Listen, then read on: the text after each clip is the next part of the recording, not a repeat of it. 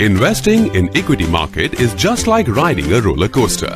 In roller coaster, after going through so many scary ups and downs, we finally get the amazing experience of fun, joy and happiness.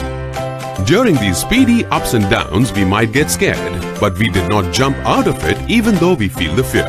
Being seated is the safest option till the time we end up with our ride. Similarly, we can create a great wealth from the equity market only after passing through lots of ups and downs. Equity markets can correct due to many reasons, and feeling of fear is natural during such market corrections. In spite of fear, it is always advisable to stay invested for a long term. During 2003 to 2007, Sensex faced many corrections before it went up from 3,390 from 1st January 2003 to 20,286 on 31st December 2007. During such corrections, whoever does not let the fear overpower the logic of long-term investing can create a great amount of wealth.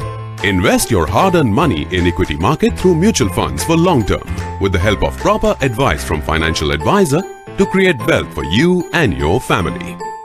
Mutual fund investments are subject to market risks. Please read all scheme-related documents carefully before investing.